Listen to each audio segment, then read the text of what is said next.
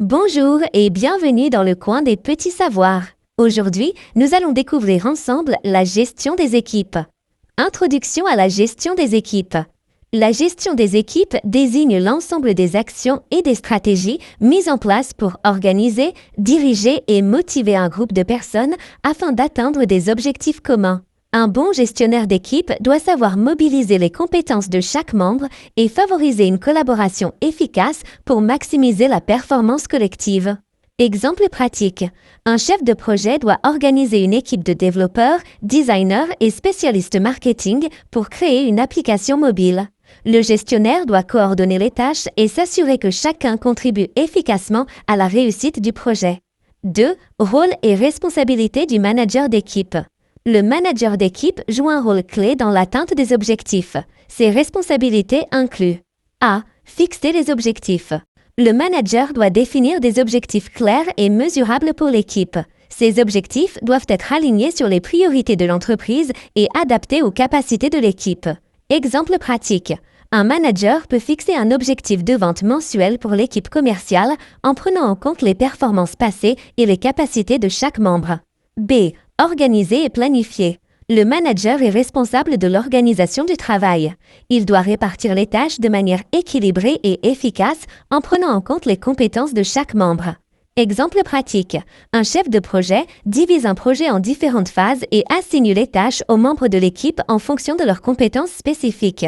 C. Motiver et inspirer. Le manager doit maintenir un environnement de travail motivant. Cela passe par la reconnaissance des efforts, la valorisation des réussites et l'encouragement à donner le meilleur de soi-même. Exemple pratique.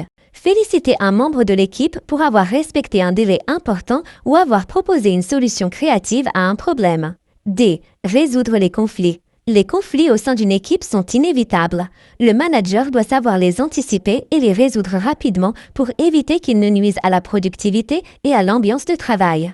Exemple pratique. Si deux membres de l'équipe ne s'entendent pas sur la direction d'un projet, le manager doit organiser une réunion pour clarifier les attentes et trouver un compromis. 3. Les différents types d'équipes. Les équipes peuvent être de plusieurs types, chacun nécessitant des approches de gestion spécifiques. A. Équipe fonctionnelle. Une équipe fonctionnelle est composée de membres qui partagent des compétences similaires et travaillent dans le même domaine. Exemple pratique. Une équipe de comptables dans une entreprise qui s'occupe uniquement des aspects financiers. B. Équipe transversale. Une équipe transversale est composée de membres provenant de différents départements qui travaillent ensemble pour atteindre un objectif commun. Exemple pratique. Une équipe de développement produit composée de membres des départements R&D, marketing et production qui collaborent pour lancer un nouveau produit. C. Équipe autonome. Une équipe autonome est une équipe qui prend des décisions de manière indépendante, avec peu d'intervention de la direction. Exemple pratique.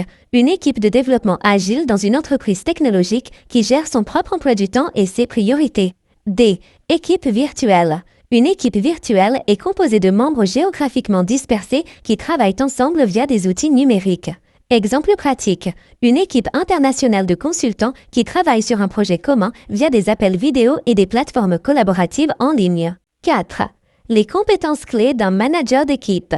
Un bon gestionnaire d'équipe doit posséder plusieurs compétences clés pour assurer une gestion efficace. A. Compétences en communication. Le manager doit être capable de communiquer clairement, d'écouter activement et d'ajuster son style de communication en fonction des situations et des individus. Exemple pratique. Organiser une réunion hebdomadaire pour informer l'équipe des avancées du projet et écouter les préoccupations des membres. B. Compétences en leadership. Le manager doit savoir inspirer confiance et mener par l'exemple. Le leadership implique la capacité à prendre des décisions, à motiver l'équipe et à résoudre les problèmes. Exemple pratique. Lors de la gestion d'une crise, un leader prend des décisions difficiles tout en maintenant l'équipe motivée et engagée. C. Compétences en résolution de problèmes. Le manager doit être capable de résoudre les problèmes de manière proactive et trouver des solutions aux obstacles rencontrés par l'équipe. Exemple pratique. Si un projet prend du retard, le manager identifie les causes et ajuste les priorités pour remettre l'équipe sur la bonne voie. D. Compétences en gestion du temps. Un bon manager doit savoir organiser son emploi du temps et celui de son équipe pour optimiser la productivité. Exemple pratique. Mettre en place des plannings clairs pour chaque membre de l'équipe et s'assurer que les délais sont respectés. 5. Motivation des équipes. Motiver une équipe est essentiel pour maintenir une productivité élevée et un moral positif. Voici des méthodes efficaces. A. Reconnaissance et récompense. La reconnaissance des efforts et des réussites est un facteur clé de motivation. Cela peut prendre la forme de félicitations publiques, de primes ou d'opportunités de développement personnel. Exemple pratique. Un manager organise un déjeuner pour féliciter son équipe d'avoir atteint un objectif de performance. B. Autonomie et responsabilisation. Donner de l'autonomie aux membres de l'équipe peut augmenter leur engagement et leur motivation. Lorsqu'ils ont la possibilité de prendre des décisions, ils se sentent plus impliqués. Exemple pratique. Laisser un membre de l'équipe prendre en charge un aspect spécifique d'un projet important, comme la gestion de la communication avec un client clé. C. Créer un environnement positif. Un environnement de travail positif et collaboratif stimule la motivation. Le manager doit veiller à ce que l'équipe ait les ressources et le soutien nécessaires. Exemple pratique. Organiser des événements d'équipe pour renforcer les liens entre les membres et créer un environnement propice à la coopération. 6. Évaluation de la performance de l'équipe. Évaluer la performance des membres de l'équipe est essentiel pour assurer l'atteinte des objectifs. Cela se fait généralement à travers des indicateurs de performance et des feedbacks réguliers. A. Indicateurs de performance, KPI. Les KPI permettent de mesurer l'efficacité de l'équipe. Ces indicateurs peuvent être liés à la qualité, au respect des délais, à la productivité et à la satisfaction des clients.